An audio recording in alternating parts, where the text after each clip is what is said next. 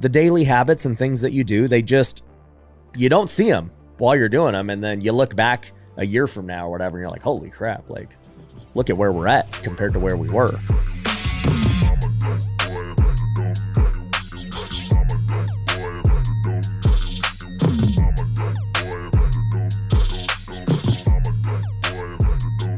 Ryan, it's great to see you. Yeah. Great to finally get in studio with you. Yeah, man. It's funny. Dr. Gabrielle Lyon introduced us, and she's introduced me to a lot of people recently. She's amazing. She's amazing. And I didn't realize you had DM'd me before, and I was like, dang, I feel like an idiot. But, here we are. We're here. We are here. How do you separate, pursuing the process versus, looking at results? Because for me anyways, I struggle with, like, for myself, I know, like, if I'm doing the right process, I'll be good. So I'm fine with however the results play out. Now, granted, I'm also watching the results, so I know how to adjust and pivot and everything else. But, when it comes to others, whether it's employees or anything else, like, yeah, I can see them working hard and everything, but if the results aren't there, how long do you tolerate it as a business owner? Well, if somebody's underperforming, you got to have those tough conversations, kind of like we had talked about earlier, to determine if they're in an environment where they can actually attack and help you hit that big goal. And if there's not alignment, you have to coach them out. There's times like in Alabama, if a player's not doing it, you're going to coach them into the transfer portal, right? Yeah. Like, you're going to say, hey, I just don't things are working out. You're a great kid. Let's help you find a better place where you can thrive, right? You're going to coach them into the transfer portal. Right. So too many people hold on to the results that they can't control rather than focusing on the process that you alluded to, which you can. But you know exactly where you're going. Yeah. You could take every single one of your companies. I could say, Ryan, what's the vision? Well, we're going right here. Yeah. So you know where you're going. That's where most coaches miss, or most leaders miss, is when they hear the message, like I like to say, attack the process. Trust the process is not enough. My latest book, The Standard, which came out last year, there's a whole chapter on how trust the process is not enough. You have to attack the process. If you only trust it, it's not enough. You got to attack it every single day. So in order for you to hit those big goals, we got to attack that process every single day. Otherwise, we're going to fall short. But you know exactly where you're going. Most coaches and leaders don't understand that. They don't understand the message. They say, oh, well, just you focus on the process, it's going to happen. Well, you better know where the hell you're going. Just basically be sitting back. The process will take care of it. No, you got to you got to know where you're going. Yeah. Because otherwise you can't reverse engineer the result of where you want to go and figure out what you need to do today. Yeah. So you got to say, I'm going here. Okay, what are the habits and disciplines based upon past performance or what I know is going to work? And then I'm going to attack it one day. If you lock in on the process one day at a time and we start stacking those days, the byproduct is winning at high level, and we're going to get there. Yeah. But you better know where there is. Yeah. That's the crazy thing that people don't realize. I mean, there are books on it, like Compound Effect and Atomic Habits and other things where it's like, well, yeah, the daily habits and things that you do, you don't see them while you're doing them. And then you look back a year from now or whatever, and you're like, holy crap, like, look at where we're at compared to where we were. And to me, that's the hard part. And that is like the quote unquote trusting the process. I trust if I wake up every day at this time and do these things before I ever step in the office, my life is going to be significantly better. I don't know what the result will yield from it. I don't know what my body will look like. I don't know what my mindset's going to be, but I trust that the result will be very worthwhile in the end. And that's the hard part. And that's where most people succumb to their feelings and they don't do what they need to do. Rather than everybody could look, right? Somebody could come to wealth. Oh my, I want to have a businesses just like Ryan's one day. Yeah. Okay. Well, you're not going to have Ryan's business today. No, that's the part. That's the hard part. But they want it now. They think because they buy a ticket to WealthCon, that all of a sudden, if I show up to the event, it's just going to happen. No. It's like, no, it's aggressive patience and long obedience in the same direction for a long period of time. Repeat that again. It's aggressive patience and long obedience in the same direction over long periods of time, over and over and over again. Discipline wins, but people do not want to be disciplined. The highest performers, and like I told you, I feel like I just keep getting lucky because you meet high performers who know no other high performers. They refer you to high performers. So I just keep getting lucky. Yep. I almost feel like I'm the one who's learning. I'm the one who's getting coached because it reminds me I need to stay disciplined. Yeah. But most people, they lack the discipline. They don't want to be patient. Fine. Don't be patient. Be aggressively patient. Yeah. Go attack every day. But it's that long obedience, the willing to do it over and over and over and over again that most people, they can't handle that. They want no part of how uncomfortable that feels. I want to get that line on a shirt. That hey, discipline equals X, Y, Z, all this stuff. I do like what you said about aggressively patient. I think it's a weird paradigm I've had because I'm like, I'm actually really patient. I tell people that and they're like, really? I'm like, I'm super patient because I just know how long it's going to take me to get to where I'm at. But at the same token, I need things done now in order to get there. Certain things. I don't need the end result now, but I need, all these certain little things done way quicker than what you would think is normal or possible in order to get to the long-term game. And that's every scenario for every individual. They have to understand the long-term game, but then have that willingness. What does it take every day? And being able to attack it one. You know what I just had an epiphany on that I've never thought about is you were looking at me like something. Yeah, hit you. I had an epiphany because you mentioned the 3 years at Alabama, and I remember like once you have a clock, you do things very differently. So I remember stepping on to the field as a freshman. I'm like, I got 3 years to get ready for this draft and go out and get drafted and be the best I can be. And so you have a clock. And by doing so, you're just like, I got to do literally everything humanly possible because I got one shot at this. If I don't make it happen, my junior year, odds are it ain't going to happen the way I want it to happen. And so most people in life have no clock like that. They think that life is infinite and that if it doesn't work out this year, it'll maybe work out next year or 5 years, but at some point it's going to pan out. No, it ain't. You need some kind of clock, and sports is the only thing I can think of that actually has a true clock of like, yo, your career is going to end, buddy. You can't play forever. Golf is the only sport I know where you can play forever. So golf is tight, but every other sport, you better, your clock is, if you're trying to get drafted out of high school, or your clock is, I'm trying to get drafted my junior year. Or your clock, and then if you keep hitting that clock, then you have the next clock. Because even when I was in the minor leagues, I was like, I know once I start getting to a certain age, if I haven't made it by then, I'm not making it. I'm not making it if I'm 25 years old and I'm not at this level yet. Like, it just isn't going to happen. There are outliers, but 99%, it's not going to happen. This episode of The Burn is brought to you by our dear friends and partners at QLogix. Now, I don't co-sign things I don't believe in. And I believe in John Chiarando and the team at QLogix. He's built multiple 9-figure businesses. Real integrity, real character, the kind of guy you want in your corner. But here's what happened. All that expertise, all that knowledge, it was just his. Locked in his head, his decisions, his team, you couldn't access it. So John created QLogix. He basically said, how do I make everything I've built available to people who actually need it? Here's what that looks like. QLogix helps you see the blind spots in your business, the gaps you don't even know you have. You don't know what you don't know. They're your tour guide through that. QLogix helps you build systems that make your business work better, or they ask better questions so you're approaching it in the most effective way. And QLogix has access to a network of businesses and resources, real connections, real synergies that can accelerate what you're building. If any of that resonates, go to Q-Logix, LOGIX.com/Ben. Fill out a form. Their team will research your situation personally. Then they'll tell you straight, can they actually help?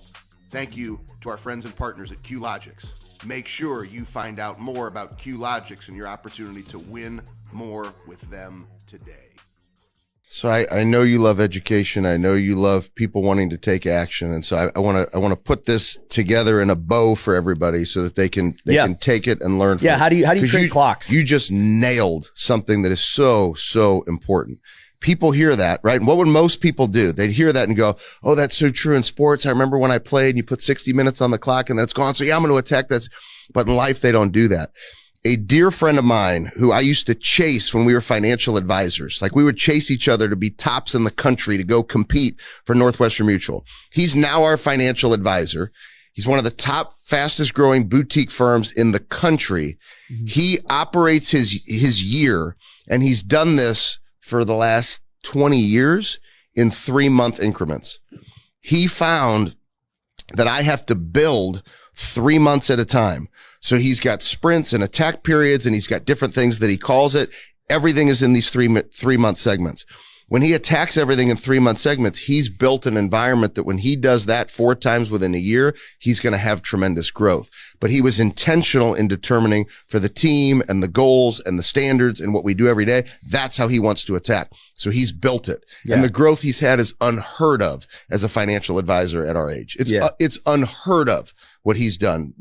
Manages billions of dollars. It shouldn't be happening in a small boutique environment. It's like he's got 100 advisors. Yeah. There's like 6 advisors. Yeah. So he breaks it down. That's his time clock. Yeah. And so you have to figure out for you have to design it. You got to test it. You got to implement it. Yeah. And I mean, like, there is natural clocks in every industry, right? So clearly in business, we run business by quarters. If you haven't run your business by a quarter yet, then I don't know what you're doing. No. But in sports, you have the season and the off season. You know, you got the preseason. So there's these natural clocks by which you better be ramped up and ready to roll by that clock. You know, I think pitchers and catchers just reported for spring training. You knew you had to be there that day. You better started getting your body ready months ago. That's exactly to prepare for it, right? And the problem, I think, for most employees and people in life is they have no clock. It's just always going like Groundhog's Day. You know, their job is just monotonous and always going. They don't have 90 days. Now, the business owners probably do, but they themselves do not have that. So I've built a tool. So there's 6 mental training tools that I've developed in my coaching work over the years that are part of what's called the Mental Toughness Playbook. One of those tools is called Your Prizefighter Day. Okay. It's how you actually build and choose the disciplines that you already know you need to win one day at a time, personally, professionally, and in your service to others. And I believe you have to attack all those areas in order to have fulfillment and truly drive peak performance. You can't just focus on business, let your health go to shit, look like you eat bags of donuts all the time, and think that you're actually performing at your highest level in business. No. I don't care how much money you're making. If you look like all you do is eat bags of donuts, you're not making as much money as you could in your business. You just tell yourself you are so you can make excuses. And by the way, you won't be able to enjoy your money. You'll hate how you look, and you won't be able to breathe with your kids in the backyard. Yep. And so for me, it's one prize fighter day at a time. So some people do it quarterly. I do it every damn day. I was about to tell you that. So, you know, you said this guy runs it quarterly, and I'm like, look, I make quarterly goals, but like, they're not really that important to me. Like, I'm just more so concerned about maximizing every single day and optimizing it. So for him, I helped him break it down to the one day at a time and what are the disciplines you have to do. And we ended up finding his breakthrough year was 2018.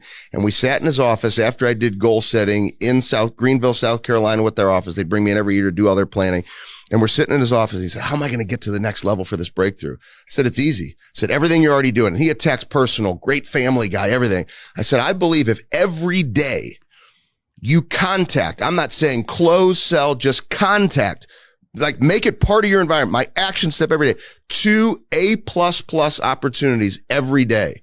You will get to bringing in that $40 million for you by yourself. Just that was his personal goal. Bring in 40 million in new assets. We got to the end of the year. The entire organization broke down one extra discipline. I call it the unrequired.